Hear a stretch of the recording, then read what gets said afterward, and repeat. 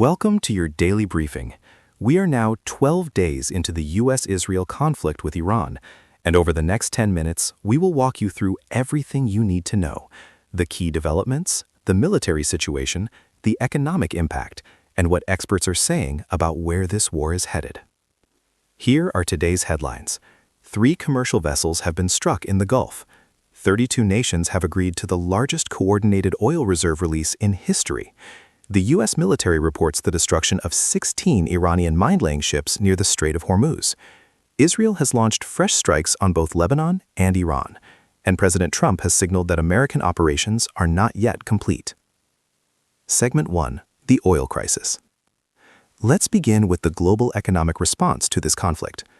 Today, member nations of the International Energy Agency, 32 countries in total, reached a historic agreement to release approximately 400 million barrels of oil from their strategic reserves. Officials confirmed this is the largest coordinated reserve release ever undertaken, surpassing any previous effort, including those during the Gulf War and the COVID-19 pandemic. It is important to understand what this reserve release actually means. This is not a case of simply opening a pipeline and flooding the market overnight. Rather, it is a signal to global markets, a message from the world's major economies that supply will be maintained and that panic buying is unwarranted. The practical effect will be felt over the coming days as producers increase their output. Segment 2. Attacks on shipping. The trigger for much of today's urgency was a series of attacks on commercial shipping in the Gulf. 3 vessels were struck by projectiles in quick succession. The most serious incident involved a cargo ship sailing under a Thai flag. There were 23 crew members on board at the time of the strike. 20 of them were successfully rescued by emergency response teams. However, a search and rescue operation remained ongoing for several hours as crews attempted to locate the remaining 3 missing sailors. Iran publicly claimed responsibility for the attack on the Thai vessel. The strike occurred within the Strait of Hormuz, which Iran has now warned commercial ships to avoid entirely. This threat to one of the world's most critical trade routes is being taken with the utmost seriousness by governments, shipping companies, and energy markets alike. Insurance premiums for vessels passing through the region have risen sharply, and several major shipping lines have already begun rerouting their fleets around the Cape of Good Hope, a significantly longer and more expensive journey. Segment 3. U.S. military operations. On the military front, the U.S. confirmed today that its forces have eliminated 16 Iranian mine-laying vessels that were actively threatening the Strait of Hormuz. American military commanders have described the overall operation in confident terms. General Brad Cooper, head of U.S. Central Command, the branch of the military overseeing combat operations in the region, delivered a briefing in which he praised the performance of American soldiers, sailors, and airmen, and described the campaign as progressing successfully.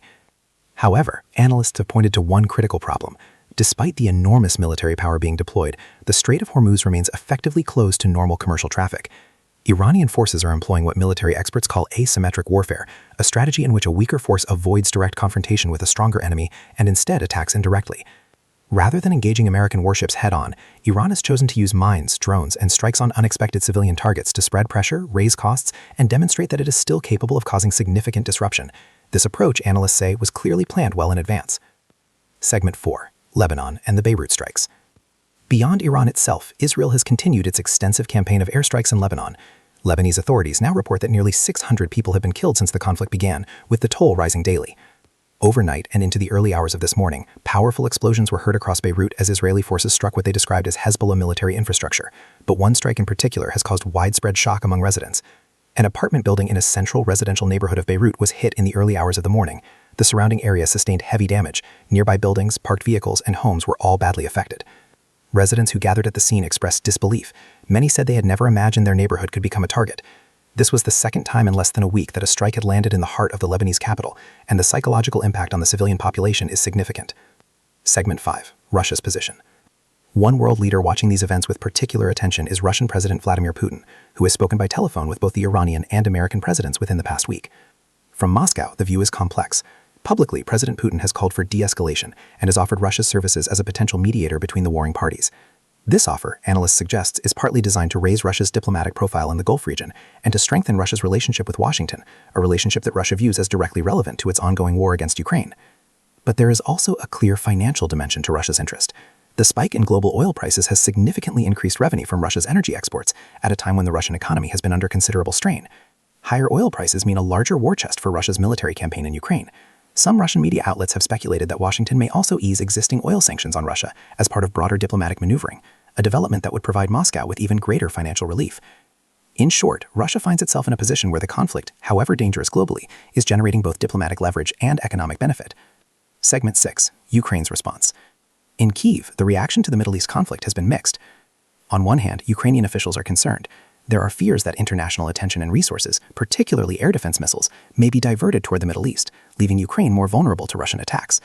There is also widespread awareness that rising oil prices strengthen Russia's ability to sustain its war effort.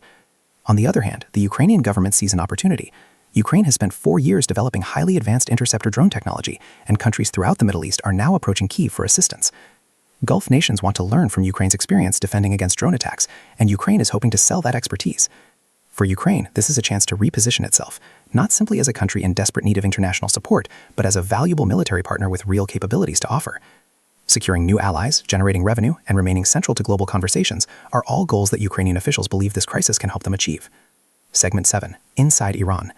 While the international community debates strategy and economics, ordinary Iranians are living through the direct consequences of the war. Iranian state media has confirmed that at least 70 people have been killed inside the country since the conflict began.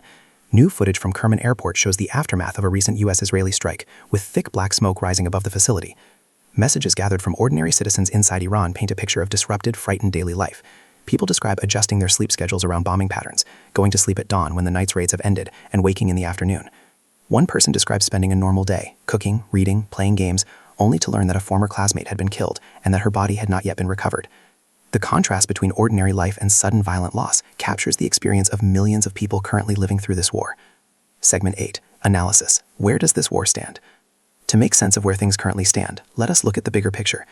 Militarily, the U.S. is operating with overwhelming conventional firepower, but Iran is not trying to win a conventional war. Its strategy is one of endurance and disruption, keeping the Strait of Hormuz closed, striking its civilian and economic targets, and demonstrating to its own population and to the watching world that the regime has not been broken. For Tehran, survival is the primary objective. If the government is still standing when the guns finally fall silent, it will consider that a victory, particularly given that President Trump initially spoke openly about regime change, language he has since abandoned. The Israelis, meanwhile, are pursuing the most aggressive goals of any party in the conflict. Israeli officials have repeatedly stated their intention to bring down the Iranian government entirely, and Israeli forces have struck targets, including Iranian oil infrastructure, that American officials have reportedly objected to. The Americans appear to be weighing an endgame. President Trump has hinted in recent days that the conflict may be approaching some kind of conclusion, though he has been careful not to commit to a timeline. Segment 9. The economic stakes. Perhaps the most consequential long-term question raised by this conflict is its economic impact on the entire world. The Gulf region has spent the past 2 to 3 decades transforming itself into a global hub for energy, for air travel, for finance, and for communications. Major Gulf cities now serve as connection points between Europe, Asia, Africa, and the Americas. They have leveraged their geographic position, sitting within roughly an 8-hour flight of most of the world's population, to build economies that extend far beyond oil. When that position is destabilized, when airports are targeted by drones, when shipping lanes are mined, when insurance costs make trade through the region prohibitively expensive, the knock-on effects are felt across every continent. This is not simply a regional conflict. It is an event with the potential to reshape the global economy if it continues at its current intensity. That is your full briefing for Day 12 of the U.S.-Israel war with Iran. The key questions remain unanswered. How long can Iran endure? When will the U.S. decide its objectives have been met? And can any diplomatic effort, whether led by Russia, the United Nations, or another party, bring the two sides to the table before the economic and human costs become irreversible? We will be back tomorrow with the latest updates. Stay informed.